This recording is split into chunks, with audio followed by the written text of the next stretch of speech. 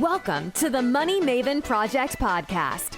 If you're here to learn how to obtain freedom over your time and money through real estate investing, you're in the right place. Create the life you want by living with intention and becoming a maven in mindset, money, and real estate.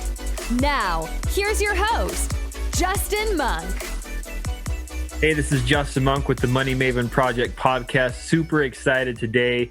We've got Gabriel Hamel on with us today, and we are going to learn a lot about how he's gotten to a place in life where he's got freedom of time. Gabriel, tell us your story, man. Thanks for being on. Yeah, absolutely, Justin. Thanks for having me on. Gosh, we can go back to, I don't know, let's say high school.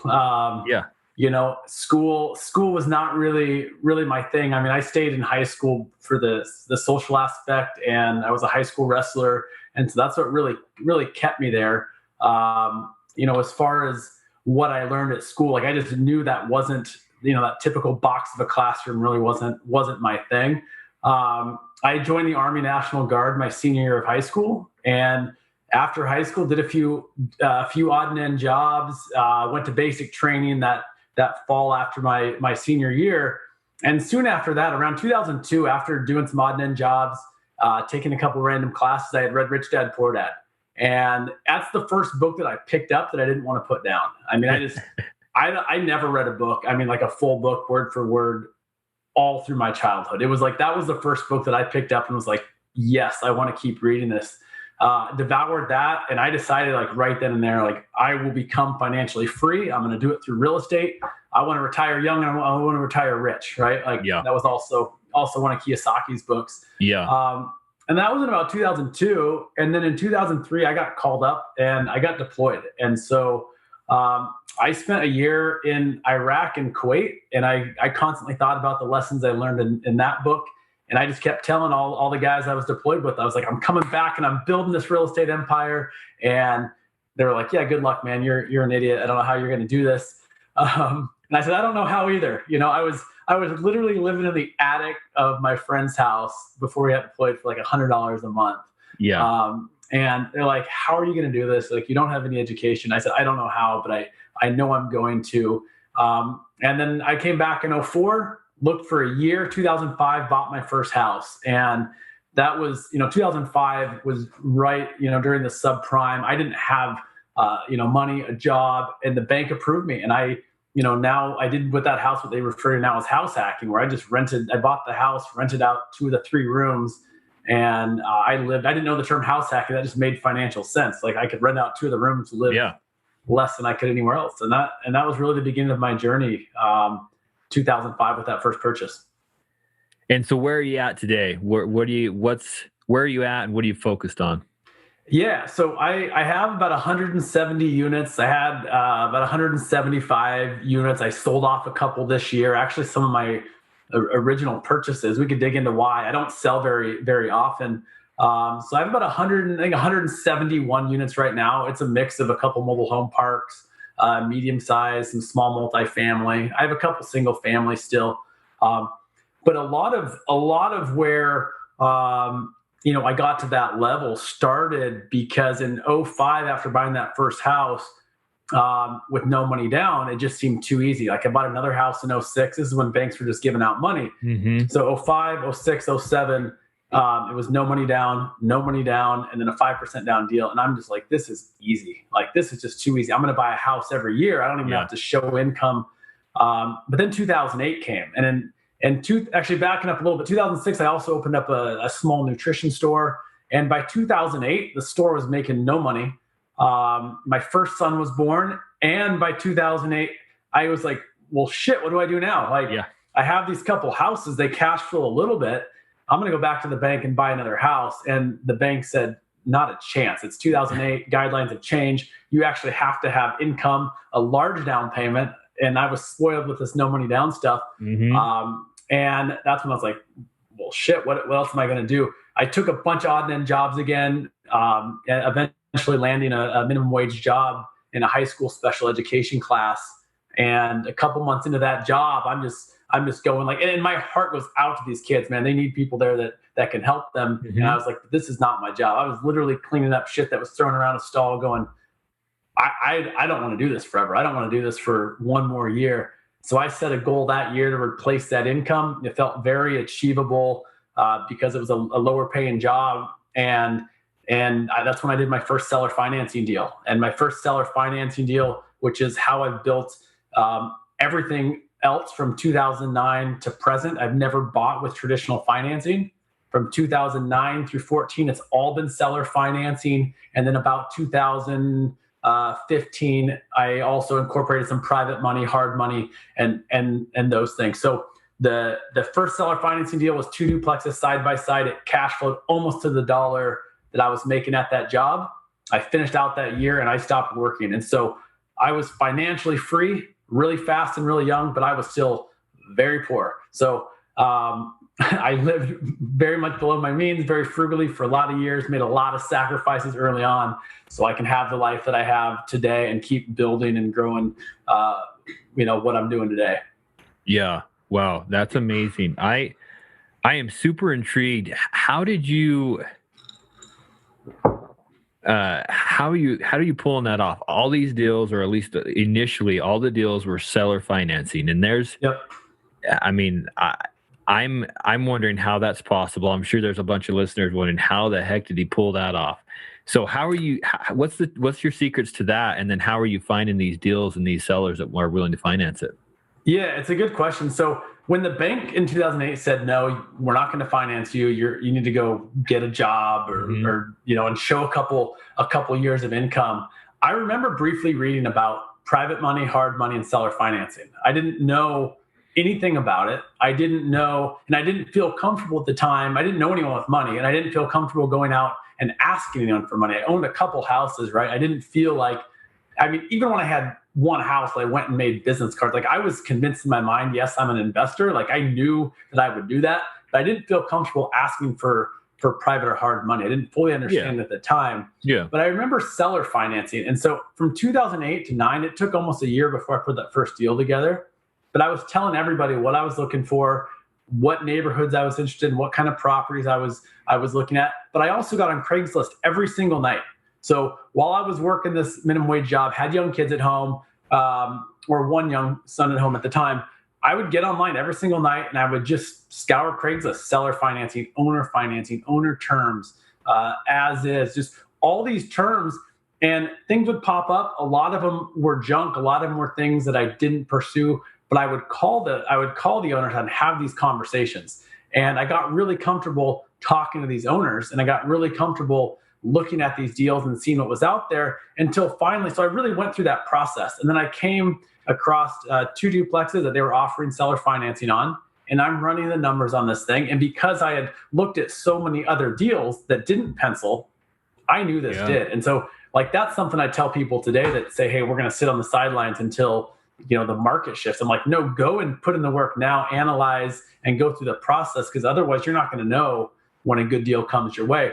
So because I had put in that work, every day for about a year, when the terms they were offering, they worked. I'm looking at this thing going, oh my gosh, what am I missing? Like this and I negotiated on it some, but what they were offering penciled, like it made sense. And what I have found is sellers, they don't always want or need a down payment. And so usually sellers are stuck on down payment, purchase price, or interest rate, or some combination of that. But it's usually one that's a sticking point, and really out of necessity, because I didn't have cash to put down.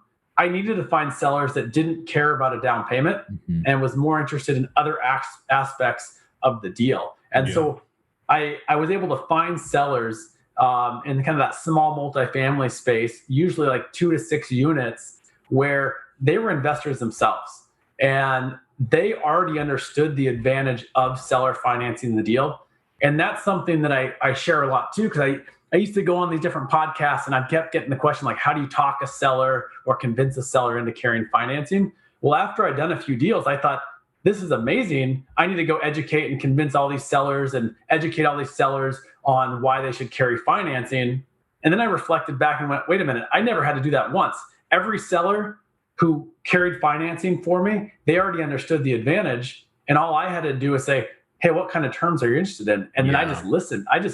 And not that you couldn't educate or talk a seller into carrying financing. I just felt like if I could get in front of enough sellers that already understood the advantage, it's a lot easier to say, hey, what kind of terms are you interested in? And then just listening to hear what they have to say. And then seeing, can I take what their needs are? And can I take what I want to do with the property and kind of marry that into this true win-win scenario? Mm-hmm. And that's where it's really become a lot more of a relationship business than a transactional business. It's just, what are their problems? What are their needs? And can I solve that? Can I give them what they want and still make the deal work for me? I love that. There's a bunch of lessons in that. So one thing I wanted to point out. So you jump on Craigslist every night, right? Most aspiring investors are burnt out for the day. They're watching Netflix or whatever. You're on Craigslist. You're searching different terms like owner financing, owner carry, seller financing, those kinds of things. And you probably called or attempted to speak to what? Hundreds of people? I don't know how many. I mean, not that many. Sure. What was the ratio?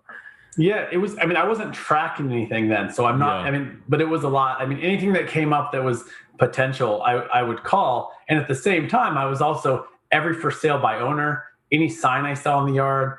I was going to I haven't been to open houses in years, but I'd see an open house, I'd just go. Like I would, and it was more about meeting the agent and building that relationship. Mm-hmm. And I realized it was relationship based. Like even before those Craigslist deals and the seller financing stuff, the very first house I bought, again, it was 2005. It was a hot market. And you make an offer and there's like 10 other offers at full price or above within hours. The first deal I did was a friend of the realtor's son.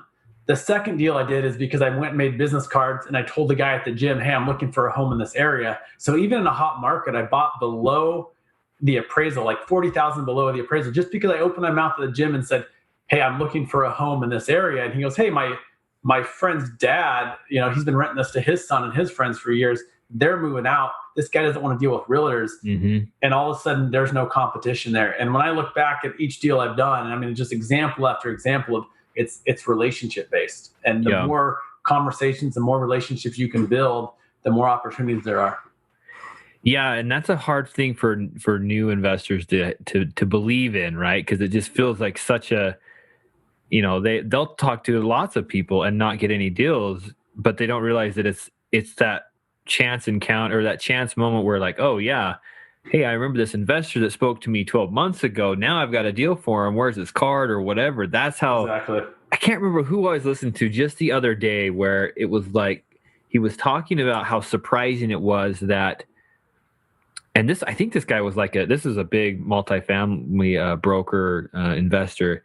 And he was like, it's surprising how often it's like this serendipitous scenario where, the timing was right. And I had just met this guy or whatever. Oh yeah. Just yesterday, this came up, it's funny how that is. Now that's not going to happen for somebody that's not, learning and educating themselves and doing the work. That you're going to miss those opportunities. But if you've prepped and you've done the networking, they're going to happen. It's kind of tough to believe in, but if you just put the work in, they will happen. And I think you have a good example here of pounding Craigslist, but also running the numbers on a lot of deals so that when the right one that made sense popped up, it was like obvious, right?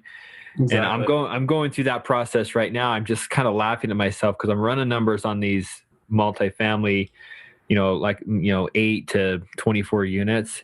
And I'm like, these things are all so overpriced. I'm finding that, brokers are bringing them to me. I don't have much rapport yet, so I'm not getting the pocket deals. It's like, what am I even doing? I'ese things are not making any sense. But I know that when one does, it's going to be like, whoa, this one, one day somebody's going to be like, hey, I've got, in my network, somebody's like, hey, I've got this 12-plex I want to get rid of.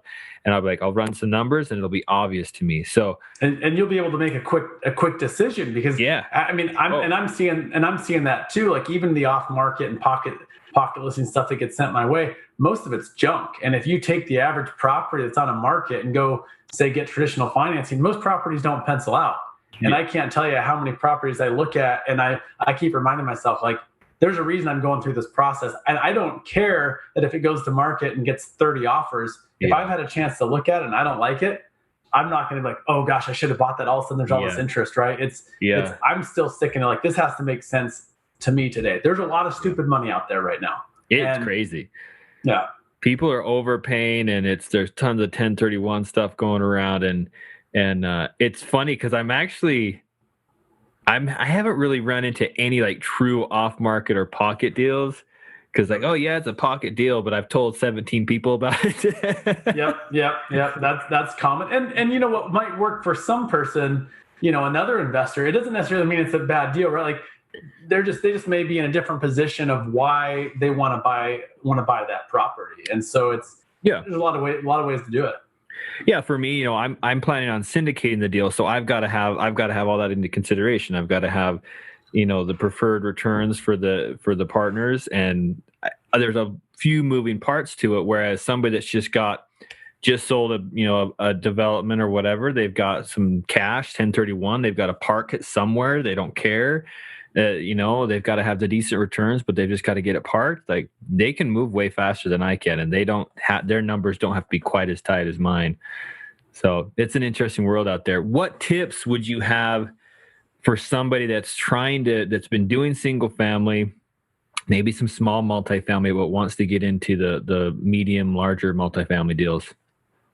Yeah, I think, one thing specific to the seller financing stuff, I found that every seller that's ever carried financing for me, they have multiple properties, and they kind of fit a particular demographic. It's been almost all men and women in their 60s and 70s. They've typically owned the asset for 25 plus years. In most cases, they own them free and clear, but not always. And they've almost always self-managed. So really amazing people. And this generation typically had self-managed, and so they're tired. Like great people, they're just burnt out. They've been property manager, they've been maintenance person, they've been dealing with tenants, they've been doing it all. And so it creates a scenario where the property is poorly managed, under rented, deferred maintenance. And I've seen where it's kind of that sweet spot has been that medium multifamily. Originally it was 2 to 6 units, but even into, I did a 38 unit mobile home park where it was a seller finance deal. And, that deal came to a relationship, 10 years ago, because I reached out to a guy just because I admired, he was a developer. I had no idea the guy had mobile homes or mobile home parks. And so I've actually noticed in some ways, the more sophisticated the investor or the seller, the more likely they are to already understand the advantage of seller financing. With single family, just a lot of times you're dealing, and there's people killing it in single family. Just a lot of times it's their primary residence, or it's maybe their only rental property, where I don't know if anyone that I've bought with a property from has only had one property. It's almost always been, oh, by the way, I have these other rentals. And you do one good deal, with those sellers, who do you think they're going to call when they want to sell another property? And the better the relationship, the more rapport, the more trust, the better the deal. It's you create a hassle-free environment for them. It's that win-win. Yeah, that's awesome. Yeah, the seller financing deal that I did, I was actually attempting to do some hard money or use hard money, and it was taking longer than we had hoped. And the seller finally just called my agent, and he's like, "Hey, can I just carry the note for you guys?" And we're like, "Yeah, that'd be great." So yeah, and he was an investor. He had nothing crazy. He had like 4 or 5 single family homes, but he knew what it meant to own or carry, knew the advantages of it to both him and to me, and so it worked out great. So still today, that's your number one source of these deals, is just that network and the people that you know, right? And the people that know you, right? Exactly. And that's just my go-to. Like I'll always ask, like, hey, is the seller interested in carrying financing? I prefer to work with the sellers directly if I can, because then I can get face-to-face, have that conversation. And when there's an agent or broker, or it's a listed property, it can be a little more complicated because it becomes a lot more transactional, right? If I'm telling my agent to put something on paper that then presents it to their agent, who probably knows little to nothing about seller financing, or even most agents aren't investors, who then presents it to their seller, I have no idea if I'm offering them something that's even halfway attractive to them.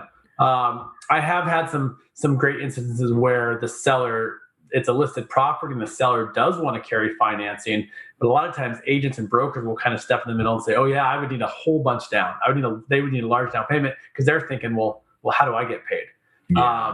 And they can get paid out of the proceeds. It's just they're thinking from a very different lens than if two people were to sit down and say, hey, what are you looking? Why are you selling this? What are you looking? What kind of terms are you interested in? That's a very different conversation than just receiving a piece of paper from some stranger with an offer on it. Yeah. Are these properties, are they local in your state or are they out of state? Yeah. So everything I own, I'm in Eugene, Oregon. Everything I own is within about an hour of me. So the majority of my properties are within 15 minutes, Eugene, Springfield area. And then I have a couple mobile home parks, 30 minutes and an hour south, and an apartment an hour south. But most of my stuff's local. And that honestly goes back to the relationship stuff, right? Like when I started investing, it wasn't as if, hey, this is the perfect market to invest.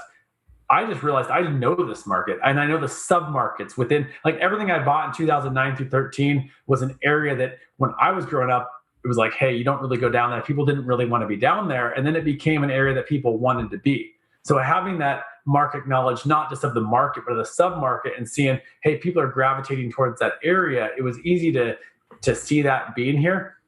But again, people, are kicking ass in all areas of real estate.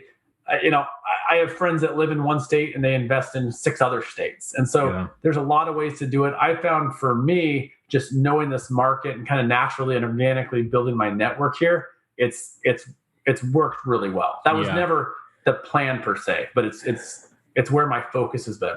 Yeah, no. And I, early on, my market, I'm in Utah, and my market was, at least from my perception, it seems very overpriced, and it was very taxing on my capital.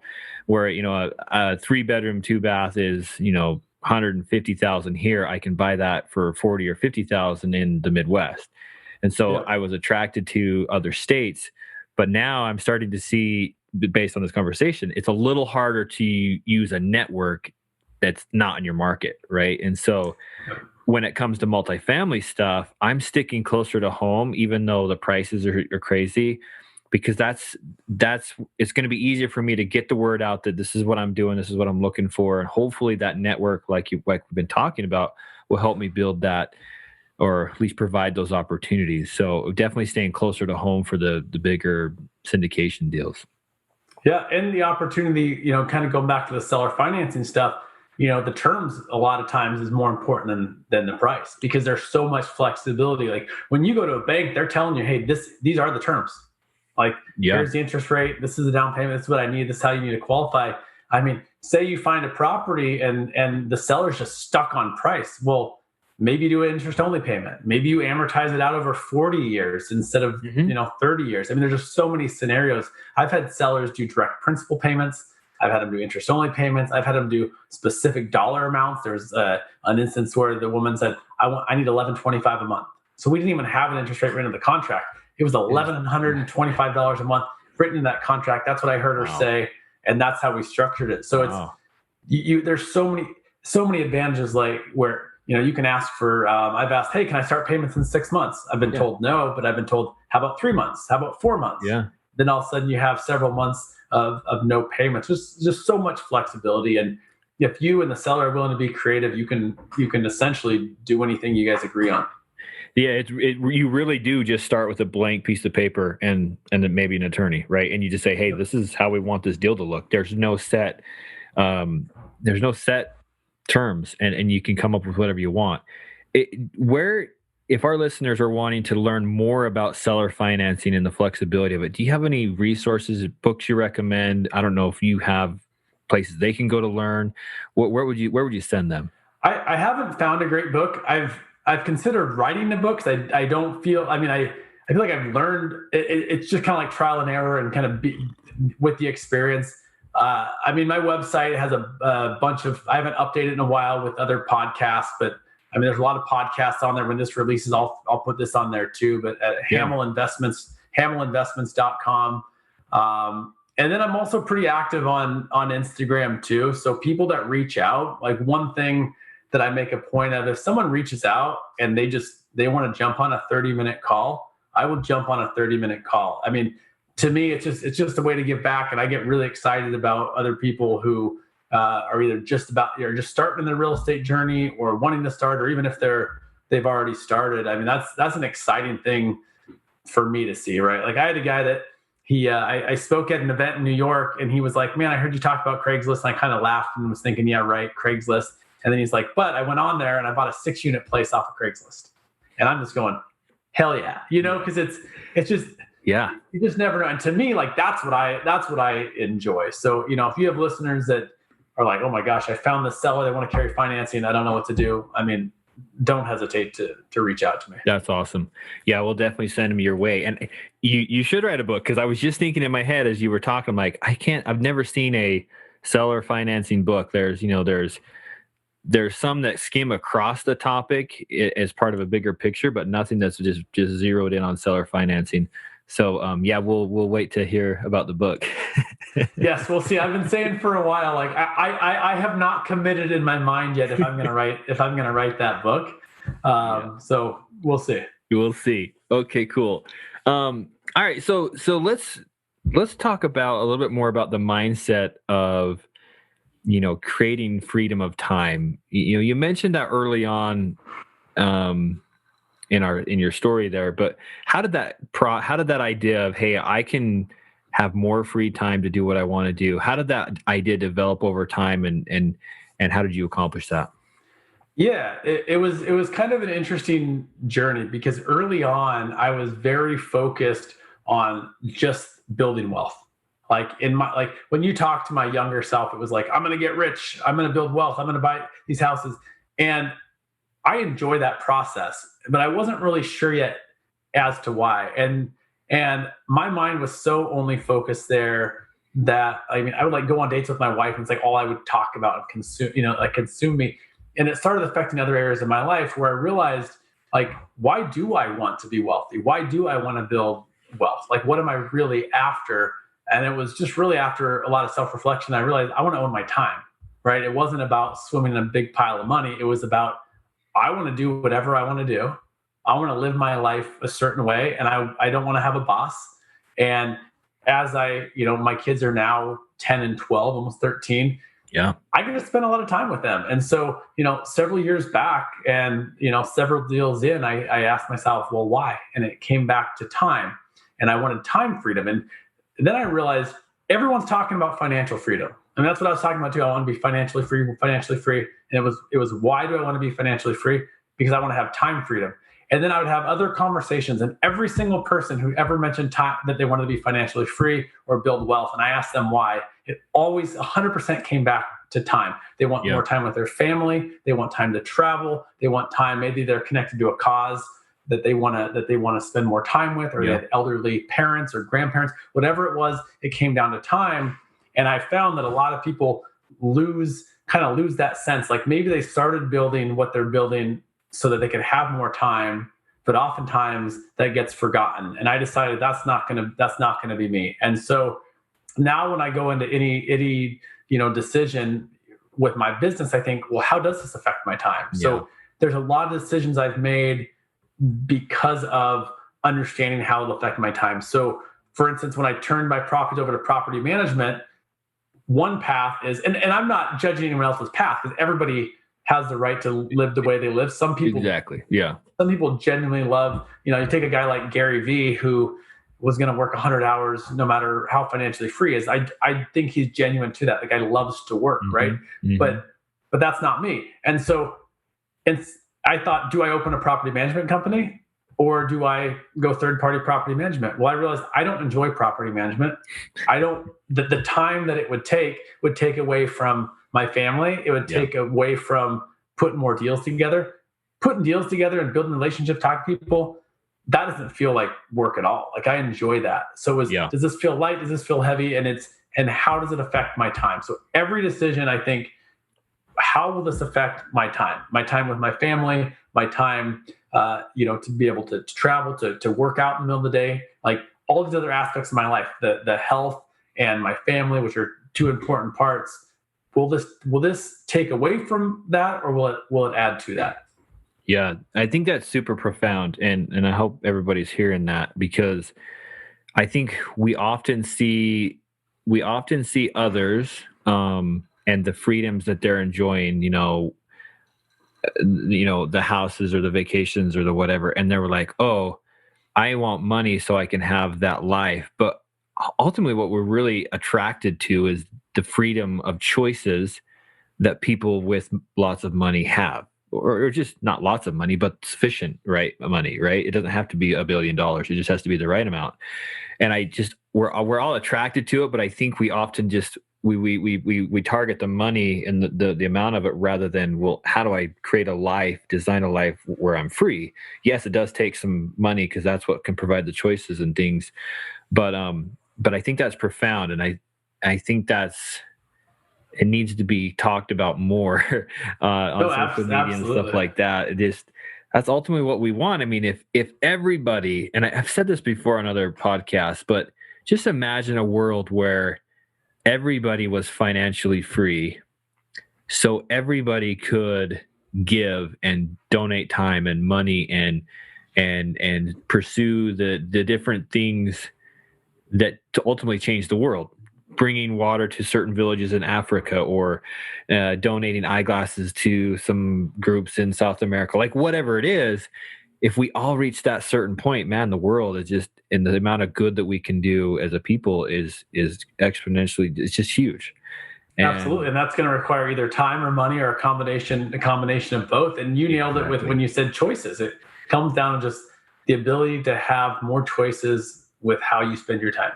Yeah. And you're very clear in as you've made decisions, you've asked yourself, how does this affect your time? How does this affect your life? And I think that is the thing that I even in my own mind I've wrestled with. Okay, I think that, I'm like, okay, I've got to grow this, portfolio. I want to have X amount of units, tons of units, lots of money, whatever.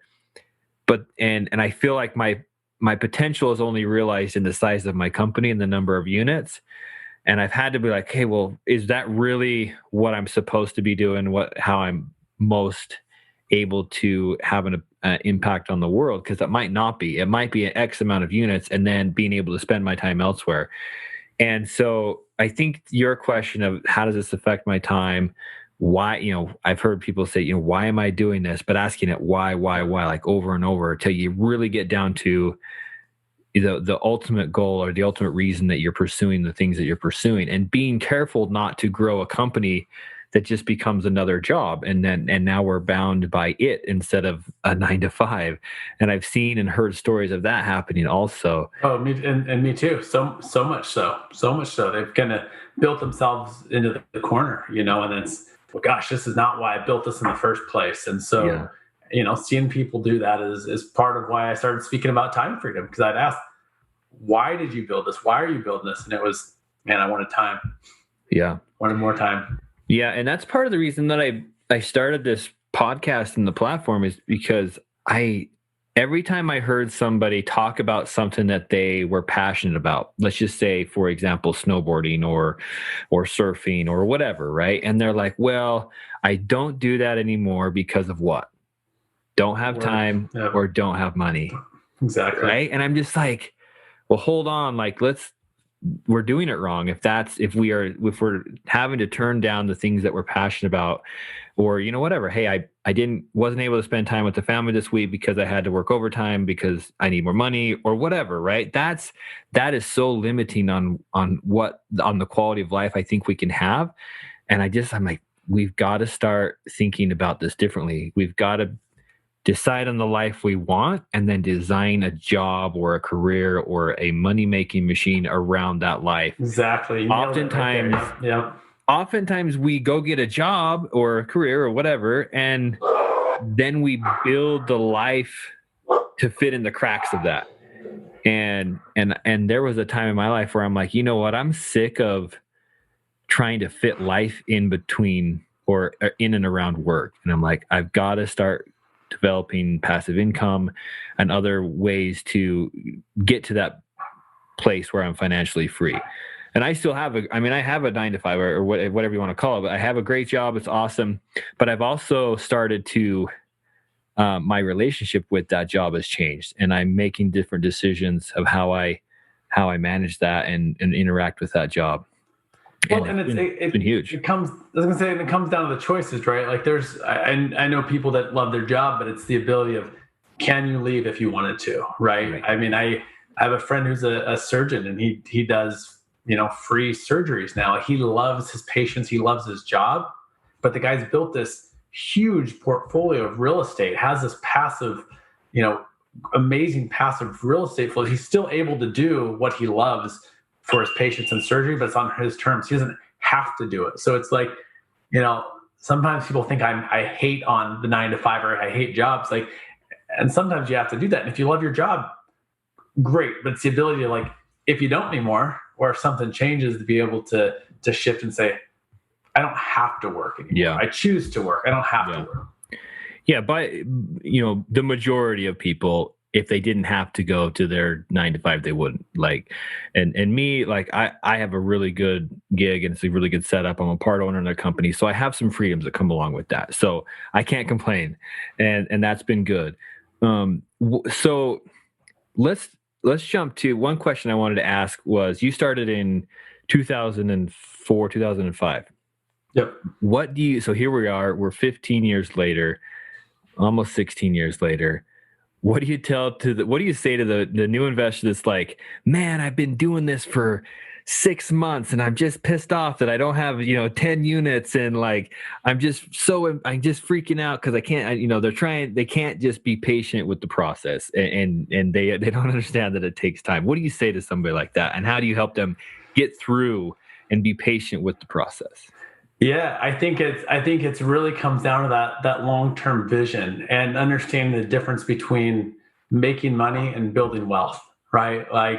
It's making money is that short term, and sure, you're gonna need some of that to survive. But if the focus is on building wealth, you can't quit after 6 months. I don't know too many people who are financially free or investing in real estate who didn't start off with challenges, but who have stuck with it and not been successful. The ones who have said, hey, I just wasn't successful with it. They bought a house, they had one bad tenant, or they had one issue, and then they stopped, they quit. And so, it's being willing to be patient and understanding there is a difference between making money and building wealth. I recently sold a couple of my early purchases in 2020, this year. And it's interesting because I've always focused on cash flow first. Yep. Well, those original properties only cash flowed a couple $100 a month. Those couple properties, and it took me a year to get the first one, right? Those couple properties, those couple $100 a month isn't what did it. If I bought that one house, I wasn't going to live off this, $250 a month of cash flow. But because of the cash flow, now it's 2020 and it's gone up in value significantly. And I can look at that and say, I can keep that property. Yes, it'll continue to go up over time, maybe up and down, but historically up over time. Mm-hmm. But it's cash flow the whole time. And that cash flow is what gets you to the position where you can later go, okay, do I want to sell this for a large profit, or do I want to keep this cash flowing? But it comes down to patience and then having choices with that.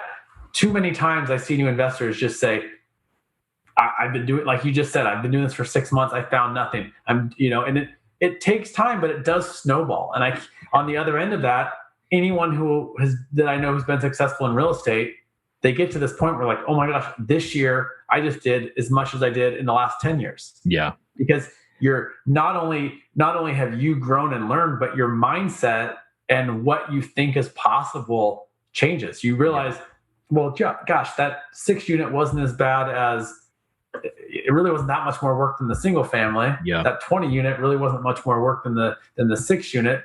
And it really does snowball. And it's the patience with, I know it's easy to say build relationships, talk to people, analyze properties, but it's doing those things over and over and over. It really does pay off. And if you're patient and you understand that building wealth is very different than just making money, then, and I think the other part of that is, are you willing to make sacrifices? I talked to a young guy today, young single guy, and he's like, I'm thinking about house hacking, buy like a 4-unit place, live in one bedroom, rent out the other rooms and the other units. And I'm like, that's fantastic. Some people aren't willing to make those sacrifices. Mm-mm. When I didn't own a rain jacket or new shoes. When I started out, I didn't buy anything, like almost anything, right? It was the difference of like my money, if I'm going to spend it, it's going to assets, not liabilities. Now my assets pay for my liabilities, right? Like, so if I want to go take an awesome trip, my real estate's paying for that. Like, but everything sacrificed early on is paying for the things I got to do today. I was just willing not to do those things early on. Yeah. And I think I hope listeners rewind that and listen to it again, because what I'm hearing here, and the reason I always love to point out the time it takes, the guests that I have that are where you are, lots of units, successful, doing well.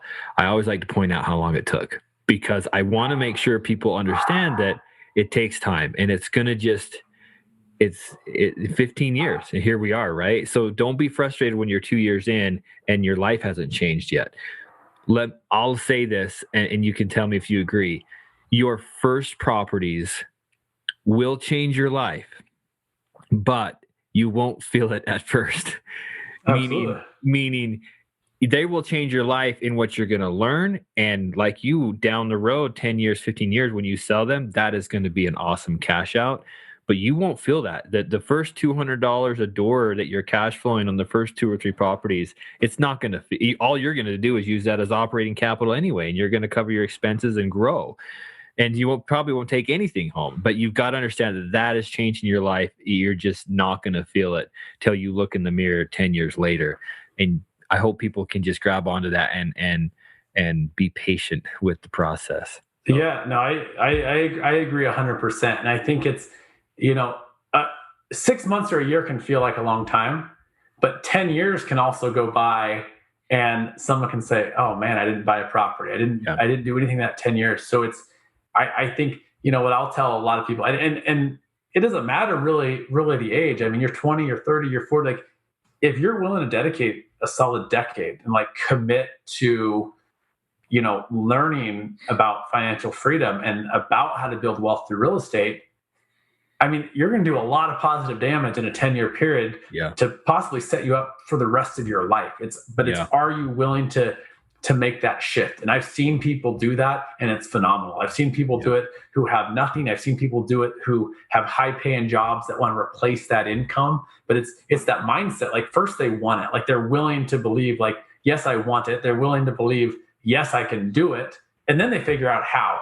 Rarely do I see someone who's successful know how to do everything, and then they go out and do it. It's they want it, they believe they can get it, and then they figure out how to go do it. And it's it's just by going through the process over and over and over. Yeah. No, that's great. And I think people need to, you said it, you're going to need to make some sacrifices, but you're not saying that you're going to need to, live on 2 or 3 hours of sleep or go without food or whatever. That's not what we're talking about here. We're talking about sacrifice things like Netflix, and maybe instead of a month-long vacation, you're going on a week vacation. Like there's different, we're not asking you to go without much. But there are some things that consume time and are distractions that are good to sacrifice. And most of the time what we're going to sacrifice is just bad habits of how we use our time and how we shy away from difficult things. That's probably the biggest sacrifice we're going to make in getting there. Yeah, and I'd say to touch on the money and the time, like a good example just in my life was like I drove a lot of shitty cars, right? Before I had nice cars. My real estate is what bought me a nice car, right? But I didn't care when I was 20 that I drove a $600 car, $1,000 car. Like that's what I could afford. The thing drove, it got me, it was safe.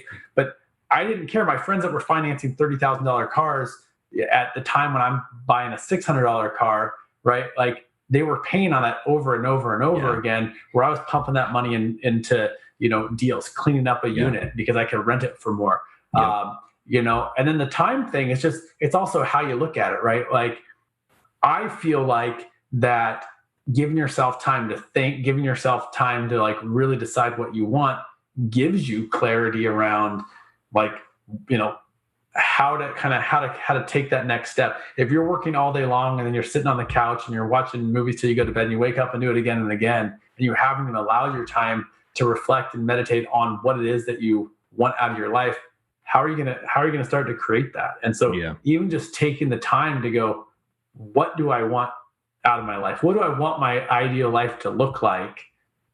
And then once you have that, at least even somewhat clear in your mind, then it's easier to make decisions around that day to day. Like I knew I wanted to build wealth I knew I'd be financially free through real estate. So it wasn't hard to make the decision of, well, if I go finance a car when I have no money is very different than me going and financing a house when I have no money. The house is going to put money in my pocket. The car is not. It's a no-brainer because in my mind, I already decided this builds wealth, this doesn't. And so, but you got to give yourself time to think, like, what do you actually want? Yeah, big difference. Yeah. Getting clear on what you want out of life and the life you want to design will help you make those decisions. Yeah. Otherwise you're living by default, right? If you're not designing your own life. Exactly. And this is a super silly analogy, but I've been thinking about this. So I spend a lot of time in the mountains, hunting and fishing and hiking and things like that. And I often take trail mix with me. Trail mix, mixture of M&Ms and, nuts and raisins and things like that. And I usually just go buy the bag off the shelf and I'm eating it. I'm like, I actually don't even like this. I wouldn't put this many peanuts in there. I don't want that many raisins. I would want more M&Ms. And I'm like, well, why am I doing that? I can go buy what I want and I can design the bag that I want, the mixture that I want, or design the life that I want. I just have to be more intentional about it. And it takes a little more work, maybe a little more money or investment, but I can eventually have the life or the bag of trail mix that I want. I know that's super silly, but sometimes we just grab the bag off the shelf and we go to our 9-to-5 and we plug it out and we come home and we watch Netflix and then we do it over. And we don't think that there's any way to break out of that mold and get what we want out of life. And I hope people hear that you can live the life that you design. Yeah, I think it's great. The trail mix example, I don't think it's silly because I think it's spot on, right? It's literally the difference between default and design. You design exactly what you want to eat, put in your body, bring with you, have with you, right? Like the other one's completely default.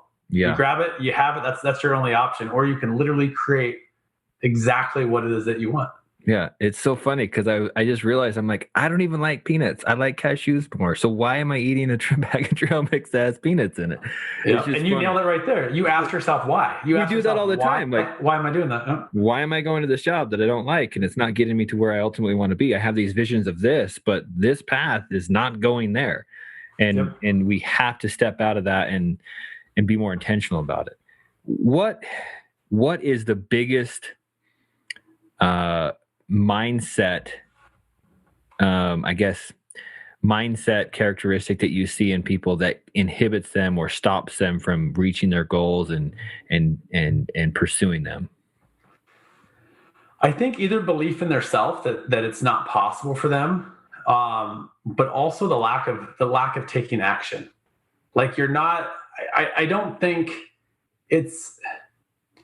I guess I think fear holds a lot of people back, not just in real estate, but in general. Like people are afraid of failing. They're afraid of losing, all the what ifs, right? All the what ifs. So like an example to real estate is like, I've never bought a property that I regret buying, but I also could have found a reason not to buy every single one of them. Mm-hmm. There's a lot of what ifs. I could have found a what if this, what if this, what if this. Like I was asked recently, like, how much reserves did you have on your first seller finance deal? I had no reserves, but I was into the thing, no money. So the what if of like all the shit that could go wrong with the property, and there's things that went wrong there, but the what if of not doing the deal was way riskier than the what ifs of what could happen. So I think fear, let people letting fear hold them back from what they truly want. I think number one. And then also just the taking action, like not the first deal is probably not going to be the perfect deal. It's probably not going to be the deal that gets you wealthy, but the first deal is going to give you confidence to do the second deal. And the second deal is going to give you the confidence to do the next deal. And the next, deal is going to give you confidence to do a larger deal. Right. And it's just being willing to take action. I have a friend of mine that for years read all the books, all the same things, was very knowledgeable, had a really strong background, and he didn't take action. Once he took action, we ended up buying 3 units together, another 3 units together, and then he bought 4 units on his own. And now he's looking at a lot bigger stuff. Yeah. And I love it because as soon as he took action, it was only a few months later that he was able to take action again. And not long after that he took action again. Right. And that's just how it works. Like confidence builds confidence, but you got to take action. Yeah, I agree, and that's huge. Being able to overcome the fear of risk. The biggest risk is ending up with a bag of trail mix that you don't want to eat anymore, right? Like the biggest risk is not taking that risk that's going to change your life. So and the inverse of that, now, that's kind of the biggest mindset obstacle that you see. What's the most common characteristic that you see in people that succeed? And maybe it's just the inverse. Maybe it's the ability to overcome that fear. But is there something else that you see in people that are being successful? I think it's the desire and the discipline. I mean, it goes back to people willing to take action, but I think it starts with having a strong enough desire. And I don't mean just like a want. Like there's a big difference between to say, oh, that'd be nice to be wealthy, or it'd be nice to be in shape. But it starts with that desire. Like I want to be wealthy. I want to build wealth. I want to be in shape. And then actually going and doing it, saying, it'd be nice to be in shape, is very different than I'm going to go get my ass in shape and I'm going to go figure out what I need to do that. I want, people say, it'd be nice to be wealthy, is very different than I'm going to build enough wealth so that I am financially free and live the life that I want, and then go figure out how to do that. So I think it is a mindset thing, but it still comes down to taking action. But when I look at, other people I know who are successful, it's desire, discipline, the determination to be willing to go out there and just do it. Like for me, there was no plan B. Like I didn't have a backup plan. It was like, this is what I'm going to do, and I remember my mom saying like, this seems risky, and she was my parents were very supportive, and I was like, a job seems risky. Yeah. Like they can say, see you later. Like whenever they want, like that seems risky, so it's perspective too, Yeah. When COVID-19 hits, they can say, see you later. Yeah. That's the biggest risk. Yeah. I love that. Awesome. This has been so helpful. So I've learned a ton. What's one question that I always like to ask, because I'm always curious for different ideas, and what's one way that you are giving back, helping other people and kind of making the world a better place? Yeah, absolutely. So I mentioned one of the ways earlier, and I talked about time freedom in my own life, but one of the things that I really enjoy being able to have my own time is I have taken on a ton. I mean, over 100 calls this year, one-on-one 30-minute calls. I mean, I love doing these podcasts because I think that can reach a lot of people. But I make sure that I respond to anyone that reaches out to me. And I always offer at least a 30-minute video call. It usually goes longer, just digging into whether it's mindset, whether it's specific to real estate, whether it's a deal.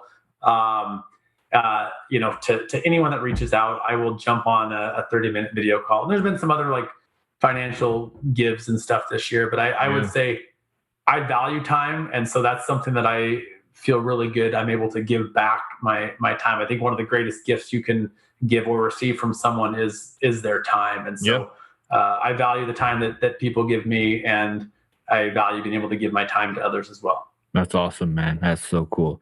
You kind of already mentioned some of it, but where is the best place for our listeners to contact you, reach out to you? Yeah, Instagram's the best way. I mean, I'm fairly active on there. You'll find me if you just search Gabriel Hamel, or my tag is Gabriel R. Hamel. My website's hamelinvestments.com.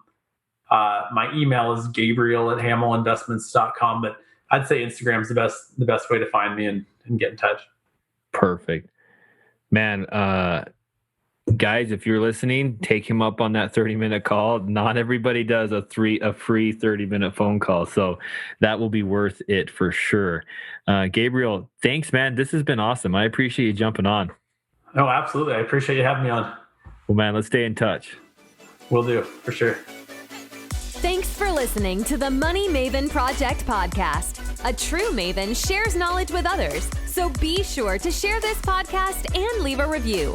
Thanks so much, and until next time, live life with intention.